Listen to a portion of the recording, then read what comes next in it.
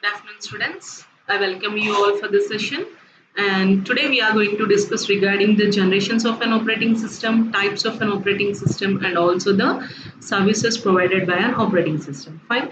As today we have seen regarding the important concept, that is the introduction of an operating system and why the operating system is really important for us, that we have seen as day, and also the functionalities. What are the different functionalities that are going to be provided by the operating system?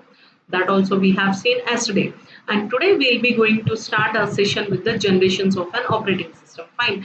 So in this generations of an operating system, like we used to have four generations. The first generation from 45 to 55, second generation from 55 to 65, third generation from 65 to 80, and fourth generation is going to be from 80 to the present. So these are the four important generations of an operating system. So when it comes to the first generation of an operating system, in the first generation we have been using the vacuum tubes and the plugins, and punch cards also we have been used. Plug boards are nothing but the punch cards and vacuum tubes. So in the first generation of computers, basically before the vacuum tubes, they are going to make use of mechanical relays. So what are that mechanical relays? In the sense, these mechanical relays are very much important in order to start or stop the machine that is going to be working. So for that mechanical relays, in the before the first generation they used to use that mechanical relays, but they find it very much difficult. So for the later on we have come with this vacuum tubes and punch cards. So vacuum tubes and punch cards. So after that the mechanical relays, we used to suppose if you want to do any sort of job, in the sense we used to write that program on a paper, punch it on a card, and that card should be inserted in the card reader, and that card is going to be inserted onto the system. Then only our task is going to be executed. This much process is going to have when we are going to have in the early stages of a computer. Fine. So when it comes to the vacuum tubes, like these vacuum tubes are very large in space, very, it occupies large amount of space, like a big room size space it is going to occupy. So in order to operate, that maintenance is very required. So that is the major drawback what we have found with this vacuum tubes. But in the initial stages, we have been used for the systems or computers for the calculation purpose only. But at that time, these calculations are going to be very simple. They are going to be very easy when we are going to do this calculations. So this is the first generation of computers.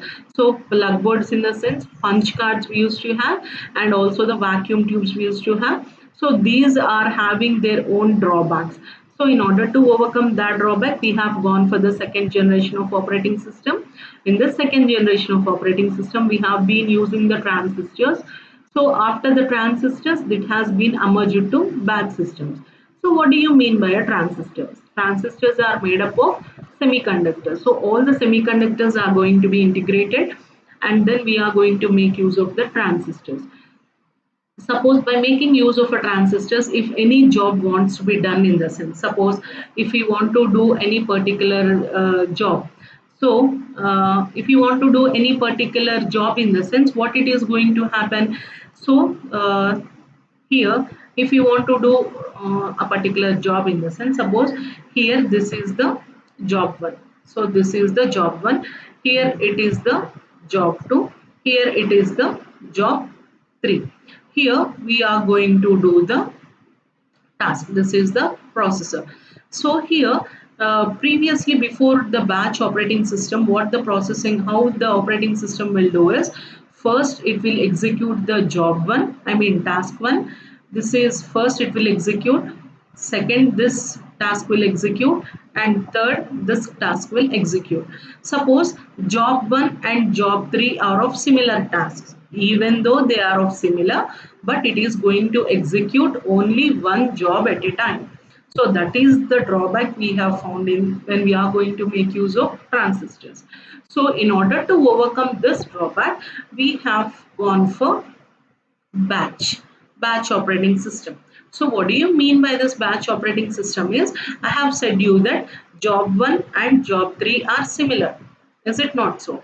So we are going to include this job 3 also here. So we call it as a batch. So this whole comes under one batch and it is going to be executed. Next job 2 will be going to be executed. Here 3 won't be there. Why? Because job 1 and job 3 are similar tasks. So what we have done is we have done as a batch job 1 and job 3. This finds very much easy when compared with a single job. Single job in the sense each and every job must and should we have to do. But what the drawback over there is, if they are similar jobs also, we have to do in a separate manner. So in order to overcome that, we have gone for the batch operating system. So in this batch operating system, we are going to combine a similar jobs together, job 1 plus job 3 combined, and we are going to be executing. So this is the batch operating system. So the second generation is going for this batch operating system, and here we will be going to make use of batches as I have said you. So different jobs are going to be combined as batches, and those batches are given to the processor, so that batch is going to be executed at once. So that it is a great idea. Why? Because collection of jobs is really important. Instead of doing single job, collection of jobs and grouping them is very good idea, so that the tasks become easier. Within limited amount of time we can complete the task. So that is the second generation of an operating system. And here comes the third generation of an operating system. In this third generation, we have been used integrated circuits. With the help of those integrated circuits, we achieved the multi-programming also. So here in this third generation, it was emerging from 1965 to 1980. So here in this third generation, we used to have different large scale scientific computers for numerical calculations. And if you want to go for commercial works, we will be going to have 1401 as a commercial works purpose. So these both things are going to have different tasks separately. So in order to have that, OS 360 came into emergence. OS 360, which is the major computer which is used in small integrated circuits. So by making use of this OS 360, this third generation computers have been working. Here we have done the concept of multi-programming. Multi-programming in the sense, here if you are going to see the see the diagram, job 1, job 2 and job 3, and operating system is there. So here multi-programming in the sense many programs are going to be done. So not only a single program, many programs are going to be done when we are going for the multi-programming concept. So in the third generation, we make use of integrated circuits and achieved the multi-programming. And in this third generation, there is a one important and nice concept which is called as spooling. Spooling is nothing but keeping like putting all the jobs on the buffer. Like what do you mean by a buffer? For the later use, we'll be going to keep some sort of space. So we are going to keep some sort of jobs in a buffer, so that if anyone completed from that buffer, we will be going to take the job and we'll be going to handle it to the next person. So that is the spooling concept. So by making use of this third generation, we have achieved the spooling concept also. And time sharing in the sense, suppose I have sat over here and you people have sat in your house, or in a B block you people have sat like that. We have sat in ISL college at different places, but still we are going to make use of one computer by making the time sharing concept. So that is also very important what we have achieved in the third generation. This Unix operating system, Linux operating system, all operating systems will support this time sharing concept of an operating system. And next is the fourth generation. So fourth generation means from that 80 to present situation, what the thing we are going to use, all this comes under fourth generation of computers. Here we have got lots of things: distributed operating systems, network operating systems, like personal computers, workstations, all these comes under this fourth generation of operating systems. So here we have been using the large scale integration. In third generation, what we have used? We have used the small scale integration. When it comes to the fourth generation, we have used the large scale integration technique. Large scale integration is nothing but like we are grouping thousands and thousands of components on a single chip. So that is the large scale integration. So by combining all the components on a single chip, we are going to achieve the task what we are going to be done. So that is the large scale integration technique. So these are the different generations. From first we have been used the plugged cards, and also we have been used the vacuum tubes. In the second generation we have been using the like a transistors, and we achieved that's multi-programming. And third we have been used the integrated circuits, and final in fourth generation we have been using the network operating systems, distributed operating systems, in order to complete our task. And the next topic is the types of operating systems. So what are the different types of operating systems we are having? There are many different types of operating systems based on the purpose what we are going to use. So here comes the first operating system, which is the batch operating system. So let me explain you clearly like what do you mean by a batch operating system. So here I have said you now, batch is nothing but grouping all the things together. So grouping the similar jobs together and getting the task to be done is the batch operating system. Fine. So by making use of this batch operating system, we used to save the time very much. Why? Because like three jobs we can send if they are made sure that they are same jobs groups together. Fine. Same jobs groups together. So that is the batch operating system. Next one is the what is that? The multi programming operating system. So multi programming is nothing but multi programming in the sense many programs. Suppose for example take this only. So here job 1 is there, job 2 is there, job 3 is there, or else task 1, task 2 and task 3. Here we are going to have the processor. This task 1 is utilizing the processor, task 2 is waiting for the processor, and task 3 is waiting for the processor. So this is the concept of multi-programming. Fine. So task 1 is going to be executing in the processor. So in the middle of this task 1, it needs a printer. It needs some IO device. So task 1 needs an IO device. So what this task 1 will do, it will stop the process here and it will go to the IO device, complete its work. When it stops and it is moving here, what is the CPU doing at that time? The CPU is in ideal state, but we don't want our CPU to be in ideal state. The main motto is we have to make the processor as much busy as possible. Fine. So here we don't want to make the processor in an ideal state. So now comes the task of an operating system. What our operating system will do is it will be going to allocate this task 2 to the processor. Why? Because task 1 is in halt mode. Why? Because it is going with this IO device. Now processor is in ideal state, but we don't want to make our processor in ideal state. So now the task 2 is going and executing in the CPU, and after completing of this task 3 will go and execute in the CPU.